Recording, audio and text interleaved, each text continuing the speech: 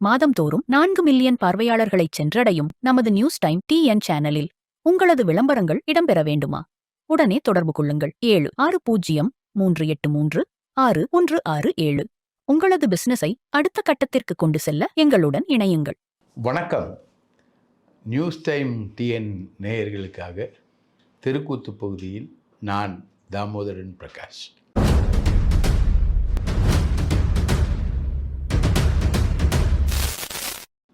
First of all நம்ம ஒரு முக்கியமான விஷயத்தை சொல்லணும். அதாவது போன கவர்மெண்ட் எப்படி வீழ்ந்தது, இந்த கவர்மெண்ட் எப்படி இருக்குது, இந்த ரெண்டுத்துக்குமே ஒரு கனெக்ஷன் இருக்குது. அந்த கனெக்ஷனுக்கு பேர் உதயச்சந்திரன் ஐஏஎஸ். இவர் தான் ஆல் இன் ஆலாக இருக்கார். போன கவர்மெண்ட் எப்படி வீழ்ந்ததுன்னு சொல்லிட்டு எல்லாருமே கூர்கில் உட்காந்து ஆராய்ச்சி பண்ணுறாங்க. உதயநிதி, ஸ்டாலின் இவங்க எல்லாருமே நம்புறது என்னென்னா, ஒரு பலூன் உருவாயிடுச்சு, அது விஜய்க்கு ஆதரவான பலூன் பஸ்ட் ஆகிடுச்சு அப்படின்றாங்க. சரிங்க, அந்த மாதிரி ஒரு பலூன் உருவானது உங்களுக்கு ஏங்க தெரியாமல் போச்சுன்றது அடுத்த கொஸ்டின். அப்போ அவங்க சொல்கிற பதில் என்னென்னா, நம்ம செந்தில்வேலன்னு ஒரு ஐஜி இன்டெலிஜென்ஸ், அவர் என்ன பண்ணார்னா, விஜய்லாம் ஒரு ஆளே இல்லைங்க, சென்னையில் கொஞ்சம் இம்பேக்ட் ஏற்படுத்துவார், மற்றபடி அவர் ரூரல்லலாம் எந்த இம்பேக்டையும் ஏற்படுத்த மாட்டார் அப்படின்ற மாதிரி ஒரு பெரிய கிராஃப்லாம் போட்டு ஸ்டாட்டிஸ்டிக்ஸ்லாம் காமிச்சு இவங்களை எல்லாரையுமே நம்ப வச்சுருந்துருக்கார். செந்தில்வேலன் சொல்கிறது தான் உண்மை அப்படின்றது ஆணித்தரமாக எடுத்துரைத்தது உதயச்சந்திரன். உதயச்சந்திரன் தான் ரியல் சிஎம். பார்த்தீங்கன்னா ஸ்டாலின் முழுக்க முழுக்க முழுக்க 100% அவர் நம்பினார். அது எந்த அளவுக்கு ஆட்சியில் இருக்கும்போது அனைத்தையும் தீர்மானித்தது உதயச்சந்திரன், செந்தில்வேலன், டேவிட்சன் தேவாசீர்வாதம். இந்த 3 பேர் தான் எல்லாத்தையுமே தீர்மானித்தாங்க. உதயச்சந்திரன் ஐஏஎஸ் சைடில் தீர்மானித்தார், செந்தில்வேலன் உளவுத்துறை மற்ற சைடில் தீர்மானித்தார், டேவிட்சன் போலீஸோட சூப்பர் கோப்பா நின்னார். அவர் அவரோட ஆட்களை எல்லாரையுமே நாடார்கள், மற்ற சமூகத்து ஆட்கள் எல்லாமே அவருக்கு நெருக்கமானவங்களாக போட்டு தமிழ்நாடு முழுக்க பண்ணார். ரைட்டுங்களா? அதில் ஒரு முக்கியமான சம்பவம் என்னென்னா, இந்த நிக்கிதா ஒரு பொய் புகார் கொடுத்தது இல்லையா, அந்த நிக்கிதாவை இன்றைக்கி வரைக்கும் அரெஸ்ட் பண்ணல. கவின் விஷயத்தில் அந்த அம்மாவை அரெஸ்ட் பண்ணுறாங்க. ரைட்டாக? சுர்ஜித்தோட அம்மா எஸ்ஐ அந்த அம்மாவை அரெஸ்ட் பண்ணுறாங்க. நிக்கிதா பொய் புகார் கொடுத்தது. நிக்கிதா மேலே பல மோசடி வழக்குகள் இருந்தது. ஸ்டாலினோட வாக்கிங் போகக்கூடிய ஒரு நபர் தான் நிக்கிதாவுக்கு பேக்ரவுண்டாக இருந்தார். அவர் உதயச்சந்திரனுக்கு ஃப்ரெண்டாக இருந்தார். அங்கேருந்து வந்த இன்ஸ்ட்ரக்ஷனில் தான் அஜித் மடப்புரம் காளியம்மன் கோயிலில் அடித்து கொல்லப்பட்டார். அந்த விசாரணை சிபிஐக்கு ஹேண்ட் ஓவர் பண்ணப்பட்டிருக்கு. அதுக்கு முதலமைச்சர் ஸ்டாலின் மன்னிச்சிருங்க, சாரி அப்படின்னு கேட்டு அவர் தன்னோட வருத்தத்தை பதிவு பண்ணார். அந்த மடப்புரம் காளியம்மன் கோயிலில் நடந்த அந்த சம்பவத்துக்கு காரணமானவர் டேவிட்சன் தேவாசீர்வாதம். டேவிட்சன் தேவாசீர்வாதத்துக்கு நெருக்கமான டிஎஸ்பி தான் அவர் இந்த கொலையை பண்ணுறது. எல்லா டிஎஸ்பிக்களையும் ஸ்பெஷல் பிரான்ச் இன்ஸ்பெக்டர்களையும் நிர்வாகம் பண்ணது ஸ்பெஷல் பிரான்ச் இன்ஸ்பெக்டர் செந்தில்வேலன் கண்ட்ரோலில் வருவாங்க. டிஎஸ்பிக்கள் நேரடியாக ஐஜி போலீஸ் அட்மினிஸ்ட்ரேஷன் அப்படின்னு ஒரு கூடுதல் பதவியையும் இவர் வச்சுருந்தார், நம்ம டேவிட்சன் தேவாசீர்வாதம். அவர் தான் அதை நிர்வாகம் பண்ணார். அப்போது அந்த கொலை நடக்குது. இதுதான் ஒரு மிக சிறந்த உதாரணம், இந்த நிர்வாகம் எப்படி ஸ்டாலின் கவர்மெண்ட் பீரியடில் மிஸ்யூஸ் பண்ணப்பட்டது இந்த அதிகாரிகளால்னு. அதே மாதிரி எலெக்ஷன் டைமில் விஜய் ஒன்றுமே இல்லை, விஜயுடைய அலை ஒன்றுமே இல்லை அப்படின்ற மாதிரி சொன்னாங்க. இதில் மிஸ்டேக் ஆஃப் ஃபேக்ட் என்னென்னா, விஜய்க்கு எதிராக திமுக பேசவே இல்லை. விஜய் இவ்வளோ பெரிய பிரச்சாரத்தை திமுகவுக்கு எதிராக கொண்டு வரும்பொழுது திமுக அதை ரிட்டாலியேட் பண்ணி பேசியிருக்கணும் பிரச்சாரத்தில். அந்த பிரச்சாரத்தை திமுக பேசவே இல்லை. அதே மாதிரி விஜய் நம்ம கூட வந்துருவாருன்ற நப்பாசையில் அதிமுகவும் பேசல, திமுகவும் அதிமுகவும் பேசல. ஆனால் விஜய் மட்டும் பேசி பேசி பேசும்போது ஒரு ரேடியோவில் 3 ஸ்டேஷன் இருக்குது. 2 ஸ்டேஷன் சைலண்ட் ஆகிடுச்சுன்னா ஒரே ஒரு ஸ்டேஷன் தான் ஓன்னு கத்தும்போது அந்த ஸ்டேஷனுடைய சவுண்டு தான் முழுக்க முழுக்க அந்த வீடு முழுக்க எதிரொலிக்கும். அந்த மாதிரி விஜயோட சவுண்டு மட்டும்தான் எதிரொலிச்சுது. அதனால தான் விஜய் வந்து வெற்றி பெற்றார். அந்த மாதிரி ஒரு பூம் வரும்பொழுது விஜய் வந்து ஒன்றுமே இல்லை அப்படின்னு கிராஃப் போட்டு காமிச்சவர் அண்ணன் செந்தில்வேலன். செந்தில்வேலன் சொல்கிறத வந்து நம்பினாங்க. பெண் அமைப்பு கூட நம்பிச்சு. பெண் அமைப்பில் வந்து அவங்களுக்கு இவ்வளோ டெக்னிக்கலாக அவங்க எக்யூப்டு இல்லை. அவங்க வந்து இன்காம்பிட்டண்ட்டாக தான் இருந்தாங்க. அதாவது தகுதிக்கு குறைவான ஆட்களாக தான் பெண் அமைப்பில் இருந்திருக்காங்க. அதுதான் இப்போ நமக்கு முடிவுகளில் தெரிய வருது. இப்படி ஏமாத்தின இவர் ஆட்சி போய் விஜய் தோத்த பிறகு ஒரு வேலை செய்கிறாங்க. அதாவது திமுகவும் அதிமுகவும் ஒன்றாக சேர்ந்து ஒரு அரசாங்கத்தை அமைப்பது அப்படின்னு ஒரு பிளான். இது ஆக்சுவலாக ஒரிஜினல் பிளான் எங்கேருந்து வருதுன்னா, இதை சொன்னது வந்து திராவிட கழக வீரமணி தான் இதை சொல்கிறார். விஜய் ஆட்சியை தவிர்க்கணும்னா திமுகவும் அதிமுகவும் ஒன்றா சேரணும்னு. அப்போது ஸ்டாலின் சைட்லேருந்து சொல்கிறாங்க, அதை நீங்களே இனிஷியேட் எடுத்து பண்ணி பாருங்கள், எனக்கு ஒன்றும் இல்லை அப்படின்ற மாதிரி ஒரு சிக்னல் கொடுக்குறாங்க. அங்கேருந்து சிக்னல் வந்து இந்த மாதிரி ஸ்டாலின் சிக்னல் கொடுத்துட்டாருன்ற தகவல் யாருக்கு போகுதுன்னா உதயச்சந்திரனுக்கு போகுது. இவர் பாட்னம் உக்காந்துன்னு கூட்டணி கட்சிகளை எல்லாரையும் கூப்பிட்டு இந்த மாதிரி ஒரு பிளான் சிஎம் ஓகே பண்ணிட்டாரு, அது பண்ணிட்டாரு, இது பண்ணிட்டாருன்னு பிரச்சாரம் பண்ண ஆரம்பிச்சிடுறாரு. அதாவது இது வந்து ஒரு ஒரு ப்ரொபோசல். ஆட்சி தோத்துட்ட அப்புறம் வரக்கூடிய பெர்மியூட்டேஷன் காம்பினேஷனில் பல கட்சிகள் பல மாநிலங்களில் ஒன்று சின்னதாக இருக்கும், ஒன்று பெருசாக இருக்கும், ஒன்று ஜெயிச்சிருக்கும், ஒன்று ஜெயிச்சிருக்காது. அது இப்படி ஆட்சி அமைக்கும், அது அப்படி ஆட்சி அமைக்கும்ன்றது தான் போஸ்ட் எலெக்ஷன் சினாரியோ அப்படின்னு சொல்லுவாங்க. ப்ரீ எலெக்ஷன் சினாரியோன்றது வந்து கூட்டணி அமைக்கிறது.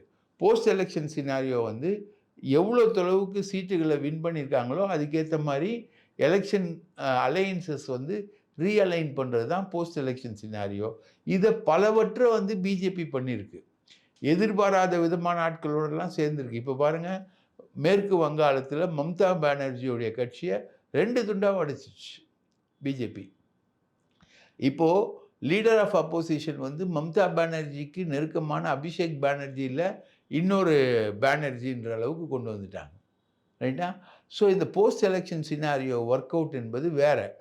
இதை வந்து திராவிடர் கழகத்திலேருந்து இந்த ப்ரொப்போசல் மேலே ஏறி வரும்பொழுது பட் அது அவங்க பண்ணட்டும், அது ப்ரொப்போசல் தானே, அது நடக்கிற கதையா அப்படின்னு அலட்சியமாக சிஎம் சொன்னதை இவர் வந்து இந்த உதயச்சந்திரன் வந்து பெருசாக எடுத்துக்கிட்டு எல்லாத்தையும் பண்ணி இன்றைக்கி திமுக அதிமுக கூட்டணி அமைக்க முயற்சி செஞ்சாங்க. அதனால தான் நாங்கள் வந்து தாவேக்காக்கு ஆதரவு கொடுத்தோம் அப்படின்னு சொன்னது யார்? காங்கிரஸ். திமுக அதிமுக கூட்டணி அமைக்கிறதுக்கான விஷயங்கள் நடந்ததுன்னு சொன்னது யார்? சிபிஎம்மில் எம்ஏ பேபி. எம்ஏ பேபி லெவலுக்கு பேசியிருக்காருங்க இந்த உதயச்சந்திரன். அந்த அளவுக்கு பேசி இந்த விஷயத்தை வந்து நடுத்தெருவுக்கு கொண்டு வந்து நிற்க வச்சது உதயச்சந்திரன். தமிழ்நாடு இன்வெஸ்ட்மெண்ட் கார்ப்பரேஷன் நந்தனத்தில் ஒரு சூப்பராக ஒரு அறை ஒதுக்கி அவரை வந்து உட்கார வச்சுருக்காங்க. பனிஷ்மெண்ட்லாம் கிடையாது. ரைட்டா? உதயச்சந்திரன் கடைசி வரைக்கும் கடைசி நிமிஷம் வரைக்கும் ஸ்டாலினோட பிஏவாக இருந்தவர். அவர் ஸ்டாலின் கூடவே இருந்தவர். எந்த போட்டி அரசாங்கம் வந்தாலும் அவரை டம்மி பதவிக்கு போடுவாங்க. புகழூர் காகித தொழிற்சாலை, இல்லை மண்டப முகாம் அப்படி போடுவாங்க. ஆனால் இவர் வந்து நந்தனத்தில் ஒரு தண்ணி ஆஃபீஸ் கொடுத்து, அறை கொடுத்து, ஏசி கொடுத்து, எல்லா வேலையும் கொடுத்து அவரை வந்து பந்தாவாக ஒரு அமைச்சர் மாதிரி உட்கார வச்சுருக்காங்க. அத்தோடு அவர் நிற்கலை. அவர் வைக்கிறது தான் விஜய் ஆட்சியுடைய சட்டம். இங்கே விஜய் ஆட்சி நடக்கலைங்க, நடக்கிறது உதய ஆட்சி. அங்கே உதயசூரியன் ஆட்சி நடக்கலைங்க, நடந்தது உதயச்சந்திரன் ஆட்சி. ரைட்டா? அங்கே வந்து உதயச்சந்திரன் முழு பேர், இங்கே விஜய் உதயுடைய ஆட்சி தான் இப்போ நடக்குது. எப்படின்னு கேட்டிங்கன்னா, சிஎம் செக்ரட்டரியாக போட்டிருக்க செந்தில்குமார் வந்து உதயச்சந்திரனோட ஆள். ரைட்டுங்களா? ஃபினான்ஸ் செக்ரட்டரியாக இருக்க சித்திக் வந்து உதயச்சந்திரனுக்கு ஜூனியராக வேலை பார்த்தவர். ரைட்டுங்களா? அவர் உதயச்சந்திரன் ஃபைனான்ஸ் செக்ரட்டரியாக இருக்கும்போது என்னென்ன முறைகேட்டில் அவர் ஈடுபட்டாருன்றத தடுக்கக்கூடிய ஆளாக தான் சித்திக் இருக்கார். ரைட்டுங்களா? டாஸ்மாக் நந்தகுமார் வந்து ரொம்ப ஜூனியர் அதிகாரி. அவரை தூக்கி கல்வித்துறையில் ஏற்கனவே போட்டார். ரைட்டுங்களா? திமுக ஆட்சி இருக்கும்போது கல்வித்துறையில் நந்தகுமாரை போட்டு ஏகப்பட்ட விவாதங்கள் நந்தகுமார் அங்கே ஏற்படுத்தினார். அதுக்கப்புறம் ஐஜி ரெஜிஸ்ட்ரேஷனாக போட்டிருக்கக்கூடிய தயாளன் அவர் வந்து உதயச்சந்திரன் ஆள். சிஎம் செக்ரட்டரி செந்தில்குமாரும் ஃபினான்ஸ் செக்ரட்டரியாக போட்டிருக்க சித்திக்கும் உதயச்சந்திரனை கேட்காம எதுவுமே செய்கிறதில்ல. அப்போ யார் ஆட்சிங்க நடக்குது? டெய்லி உதயச்சந்திரனை கன்சல்ட் பண்ணாமல் எதுவுமே செய்கிறதில்ல. யார் ஆட்சி நடக்குது? உதயச்சந்திரன் ஆட்சி நடக்குது. இப்போது முக்கியமாக பார்த்தீங்கன்னா லோகநாதன் ஒரு கமிஷனர், அவர் வந்து ரொம்ப ஸ்ட்ரெயிட் ஃபார்வர்டு. அவர் வந்து மலைவாழ் மக்கள் பிரிவை சேர்ந்தவர். அவர் வந்து திருப்பரங்குன்றத்தில் அரசாங்கம் சொன்னதை கேட்டார், ஆர்எஸ்எஸ் சொன்னதை கேட்கல. ரைட்டுங்களா? மதுரை உயர்நீதிமன்றத்தை ஆர்எஸ்எஸ் வந்து இன்ஃப்ளூயன்ஸ் பண்ணுது. ஒரு விதமாக மனுக்கள் போட்டு வழக்குகள் போட்டு இன்ஃப்ளூயன்ஸ் பண்ணுது. அந்த இன்ஃப்ளூயன்ஸ் வந்து அந்த நீதிமன்றத்தில் நடக்கும்போது கூட அந்த இன்ஃப்ளூயன்ஸுக்கு அடிபணியாமல் வீரமாக நின்றவர் லோகநாதன். இன்றைக்கி அவரை தூக்கி டம்மி போஸ்ட்டில் போட்டிருக்காங்க. அப்போது இஸ்லாமியர்களோட சப்போர்ட்டோட ஐயுஎம்எல் சப்போர்ட்டோடு இருக்கக்கூடிய இந்த ஆட்சி திருப்பரங்குன்றத்தில் இஸ்லாமிய தர்காவை பாதுகாக்கிறதுக்காக அந்த தீபத்தூணில் விளக்கேற்றணும் அப்படின்ற ஒரு ஆர்எஸ்எஸ் அஜெண்டாவை, ஏன்னா மினிஸ்டர் திருப்பரங்குன்றம் எம்எல்ஏ யார்? ஆர்எஸ்எஸ்லேருந்து வந்து நிர்மல்குமார். ரைட்டுங்களா? அங்கே வந்து மிக்சர் ஆஃப் இன்ட்ரெஸ்ட் இருக்குது தாவேக்காக்கு. நிர்மல்குமாரையும் பார்க்கணும், ஐயுஎம்எல்ஏயும் பார்க்கணும். அதனால் லோகநாதனை தூக்கி டம்மி போஸ்டிங்கில் வந்து போட்டிருக்காங்க. ஸோ இந்த மாதிரி தாவேகா அரசுடைய அனைத்து அசைவுகளையும் தீர்மானிக்கிறது அண்ணன் உதயச்சந்திரன். இது திமுக ஆட்சியிலையும் தொடருது, தாவேகா ஆட்சியிலையும் தொடருது. அப்போது திமுக ஆட்சியுடைய தொடர்ச்சி தான் தாவேகா ஆட்சி அப்படின்றது எங்கே வருது? இங்கே வருது. இன்றைக்கி 436 தீர்மானத்தை அமைச்சரவை கூட்டத்தில் விஜய் வந்து 436 தீர்மானத்தை 40 நிமிஷத்தில் முடிச்சு, ரைட்டுங்களா? அதில் டாஸ்மாக் நம்ம நேற்று டிஸ்கஸ் பண்ண டாஸ்மாக் உட்பட பல விஷயங்களை வந்து டிசைட் பண்ணி ப்ரைவேட்டைசேஷன் ஆஃப் டாஸ்மாக் அது உட்பட டிசைட் பண்ணி இன்றைக்கி 40 நிமிஷத்தில் அனுப்பிச்சிட்டாராம். அதாவது ஒன்றுமே நடக்கலை, சும்மா அது ஒரு பிட் நோட்டீஸ் மாதிரி ஒன்று அச்சடித்து டிஸ்கஷன் பண்ணுன்னு சொல்லிட்டு இவர் அனுப்புகிறார். அதுக்கு அடுத்தது வந்து முக்கியமான விஷயம் என்னென்னா, நம்ம பிரவீன் சக்கரவர்த்தி எப்படி வந்து திமுக கூட்டணியோடைய வெற்றி பெற்ற 5 பேரோடு சேர்ந்து போயிட்டு தாவேகாவோட கூட்டணி அமைச்ச பிரவீன் சக்கரவர்த்தி, அவர் இன்றைக்கி ராஜ்யசபா வேட்பாளர். அவர் வந்து இன்றைக்கி வந்து ஒரு முக்கியமான வேலை பண்ணியிருக்காரு. அந்த வேலை வந்து ரொம்ப மோசமான ஒரு வேலையாக இருந்திருக்கு. தமிழக சமூக நீதி முற்போக்கு கூட்டணி, அதில் யார் யார் இருக்காங்கன்னா தாவேகா, IUML, Visika, CBI, CPM, Congress. தமிழக சமூக நீதி முற்போக்கு கூட்டணி. இந்த கூட்டணி வந்து திமுக அமைச்சிருந்த ஜனநாயக முற்போக்கு கூட்டணிக்கு நேர் ஆப்போசிட்டான ஒரு கூட்டணி. அங்கே வந்து திமுக இடத்துல இன்றைக்கி வந்து தாவேகா இருக்குது. இந்த கூட்டணி சார்பில் இவர் வந்து எம்பியாக தேர்ந்தெடுத்தன்னு ஒரு ட்வீட் போட்டிருக்கார். சிபிஎம்மும் சிபிஐயும் எகிரிட்டாங்க. இந்த மாதிரி ஒரு கூட்டணி உருவாக்குறது சம்மந்தமாக எங்ககிட்ட பேசலை, எங்ககிட்ட விவாதிக்கலை. அது சம்மந்தமாக எந்த விதமான டிஸ்கஷனும் எங்களுக்குள்ளே நடக்கலை. அப்படி நடக்காதப்போ இதுக்கு வந்து என்ன சொல்லுவாங்க, சமூக நீதி முற்போக்கு கூட்டணி அப்படின்னு ஒரு கூட்டணி நீங்கள் அமைச்சிங்கன்னா அதுக்கு ஒரு குறைந்தபட்ச செயல் திட்டம் இருக்கணும். இதெல்லாம் செய்யணும், அரசாங்கம் வந்து அதெல்லாம் செய்யணும். உதாரணத்துக்கு ஆதவ் அர்ஜுனா வந்து லாட்ரி சீட்டை வந்து அறிமுகப்படுத்தணும்னு இருக்கார். அதை வந்து நாங்கள் அலோவ் பண்ண மாட்டோம், லாட்டரி சீட்டை வந்து தமிழகத்தில் அலோவ் பண்ண மாட்டோம். அதே மாதிரி மதுபான கடைகள் எல்லாத்தையும் ப்ரைவேட்டைஸ் பண்ணணும்னு ஆதவ அர்ஜுனா விரும்புகிறாரு. அதை நாங்கள் வந்து பிரைவேட் மேனுஃபேக்சரருக்கு கொடுக்க மாட்டோம். அது வந்து மது விற்பனை என்பது தமிழகத்து அரசாங்கத்து கையில் இருக்கும். உதாரணம் கனிம வளத்தை வந்து கொள்ளையடிப்போம். கனிம வளம் என்பது அரசு கையில் தான் இருக்கணும் அப்படின்ற மாதிரி ஒரு குறைந்தபட்ச செயல் திட்டம் இருக்கணும். குறைந்தபட்ச செயல் திட்டம் வந்து கூட்டணி கட்சிகளுடைய தலைவர்களோட டிஸ்கஸ் ஆகணும். அதுக்கப்புறம் தான் நீங்கள் வந்து இந்த மாதிரி ஒரு கூட்டணியே சொல்லணும். இப்போ இந்தியா கூட்டணி கூட்டத்தில் வந்து 8ஆம் தேதி டெல்லியில் நடக்கிற கூட்டத்தில் வந்து திமுக கலந்துக்காது அப்படின்னு அறிவிச்சிருச்சு. அங்கேயே வந்து கலந்து கொள்ளாத இப்போது திரிணாமுல் கலந்துக்காது, அகிலேஷ் யாதவ் கலந்துக்க மாட்டார், தேஜஸ்வி யாதவ் பீகார் தேஜஸ்வி யாதவ் கலந்துக்க மாட்டார், ஜம்மு அண்ட் காஷ்மீர் ஃபரூக் அப்துல்லா கலந்துக்க மாட்டார், சிபிஎம் சிபிஐயும் கலந்துக்காது அந்த கூட்டத்தில். அவங்கெல்லாம் சேர்ந்து ஒரு தேர்ட் ஃப்ரண்ட் அமைக்கிறாங்க. இப்போ சிபிஐ சிபிஎம் வந்து திமுக உருவாக்கக்கூடிய தேர்ட் ஃப்ரண்ட்டில், அகில இந்திய தேர்ட் ஃப்ரண்ட்டில் அவங்க இருப்பாங்க ரைட்டா. ஏன்னா காங்கிரஸை தான் அவங்க வந்து ஸ்கொயராக ஃபேஸ் பண்ணுறாங்க. எங்கே கேரளாலையும் ஃபேஸ் பண்ணுறாங்க, வெஸ்ட் பெங்கால்லையும் ஃபேஸ் பண்ணுறாங்க, ஸ்கொயராக ஃபேஸ் பண்ணுறாங்க. தமிழ்நாட்டில் மட்டும்தான் அவங்க வந்து காங்கிரஸை எதிர்க்காமல் இருக்காங்க. அப்போது இப்படி இருக்கக்கூடிய கம்யூனிஸ்ட் கட்சிகளை குறைந்தபட்சம் கேட்காம, இந்த கூட்டணிக்கு ஒரு குறைந்தபட்ச செயல் திட்டத்தை வகுக்காம, இவர் வந்து சுப்பிரமணியம் சாமி ஸ்டைலில் இந்த மயிலாடுதுறை பிராமணர் வந்து அவர் பாட்டு இஷ்டத்துக்கு அவரை ஒரு ராஜ்யசபா வேட்பாளராக தான் ஆக்குனாங்க. அதுக்கு வந்து இவர் ஒரு டைட்டில் போட்டு பண்ண ரொம்ப மோசமாக போயிருக்கு. அதே மாதிரி எம்எம் அப்துல்லா ஐயுஎம்மில் பிச்சு எடுத்துட்டார். அவர் கேட்குற கேள்விகள்லாம் வந்து தாங்க முடியாத கேள்விகளாக அவர் கேட்டிருக்கார். கேரளாவில் வந்து நீங்கள் கூட்டணியில் இருந்திருக்கீங்க. அங்கே இருக்கக்கூடிய உதாரணத்தை நீங்கள் வந்து பின்பற்றலை. பதவிக்காக விஜய் ரசிகர் மன்ற தலைவராக மாறிட்டீங்க காதர் மொய்தீன் அவர்களே அப்படின்ற மாதிரி எம்எம் அப்துல்லா பின்னி எடுத்திருக்காரு அவர் ரைட்டுங்களா. இந்த மாதிரிலாம் இங்கே வந்து நடந்திருக்குன்னு வச்சுக்கோங்களேன். அதே மாதிரி பார்த்திங்கன்னா இப்போது முக்கியமான டெவலப்மெண்ட் வந்து லஞ்ச ஒழிப்புத்துறையில் நேரு வந்து போஸ்டிங் போடுறாரு. நகராட்சி துறை அமைச்சராக போடுறாரு.